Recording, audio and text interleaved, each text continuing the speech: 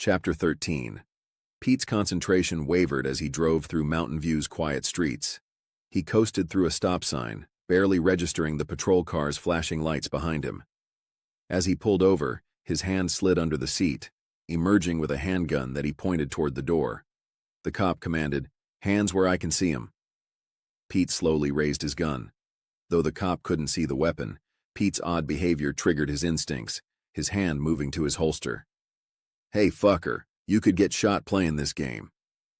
Pete turned slowly, and recognition dawned on the officer's face. "Pete, for Christ's sakes, you gotta watch that."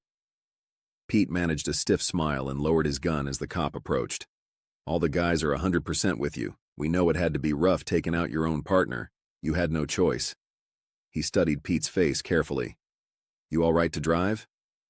"I'm okay, Nick. I'm heading home." The cop nodded, but kept a wary eye on Pete as he drove off. At home, Pete paced his kitchen like a caged animal. Even sitting proved impossible, his legs fidgeting beneath the table until suddenly he swept everything to the floor, shattering kitchenware. The bedroom offered no peace. He yanked open the closet door, spreading apart hanging clothes to reveal the wall safe. The combination came automatically to his fingers, the door swinging open to display his collection of guns and ammunition. Later, he sat on his bed surrounded by his arsenal, methodically cleaning a high-powered rifle with a scope. He checked the sight, loaded the chamber, then moved on to loading clips for a semi-automatic handgun. The phone's ring barely registered until his own recorded voice broke through his concentration.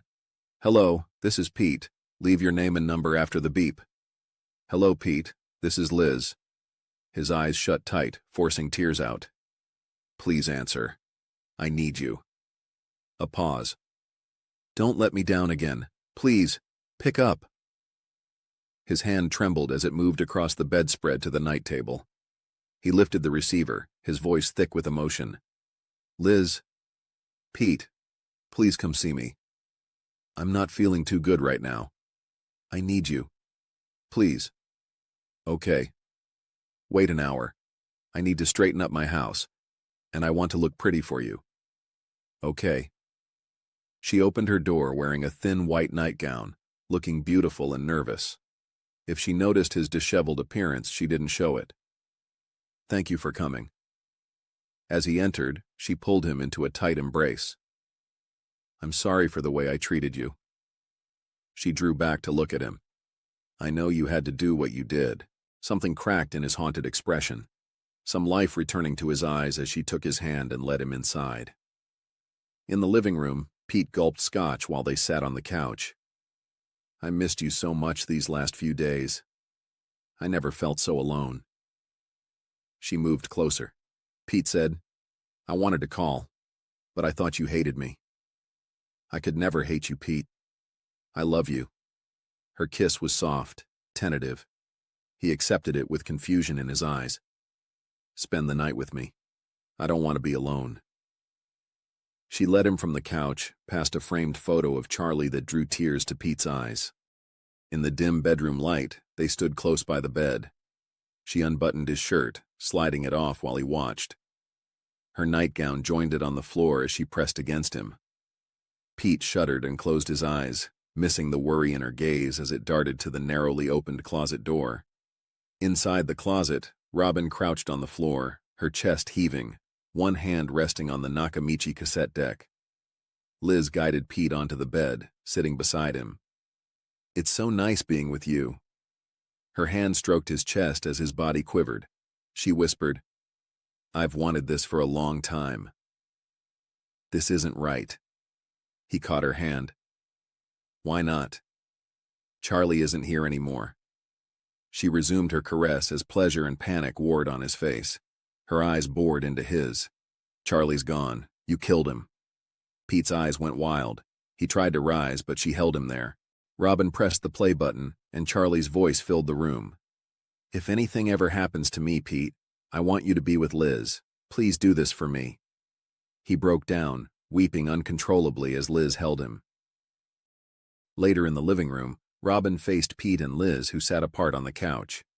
She spoke carefully to Pete, still dazed, while Liz looked uneasy. "I knew the computer had affected you in a dangerous way. I tried to reason with you. You said some harsh things. I didn't deal with it very well. I'm sorry. I don't remember. Last night I hid a camera in the room. You were taped at the computer today. What happened to me? I reviewed the tape, quickly going to the end portion. There were these rhythmic flashes of light, with increasing intensity. They seemed to put you in a hypnotic state. After a while you became more lucid, and interacted by typing strange letter groupings, similar to what Walters did. Pete nodded, though confusion lingered in his eyes. When you left my house in a very agitated state, I knew I had to act fast. I couldn't risk calling the police, not with you in that condition. It would have ended badly. So I went to your house and let myself in with your key. When I saw you with the guns, watching you load them, she shook her head. I knew I needed help. That's when I contacted Liz. Robin looked at Liz, who picked up the thread. Robin told me everything about the computer, what it did to Thomas Walters, to Charlie. When she described your state of mind, I thought about the tape Charlie left me. I don't know why. Somehow it seemed important. Tape? Pete looked between them. After what happened at the station, I found the recording Charlie made at Laura's party, the one Clarence witnessed. The quality of the Nakamichi was so clear. Liz's voice caught. It was like he was still here. That's when we came up with the plan, Robin continued. Liz asked you to wait an hour to give us time to prepare.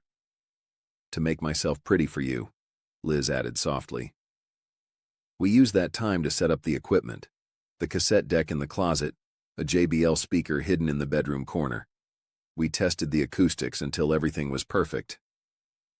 Robin looked at Pete directly. It was a violation of trust, using your emotional vulnerability like that. But we couldn't see any other way to break through. Awkwardness filled the room. It worked, Pete said, looking sad. Laura's sleepy entrance broke the tension as she crawled onto Pete's lap, hugging his neck. You smell like Daddy. Liz sniffed the air. You do. The three adults sat puzzling over that observation, its implications hanging in the air.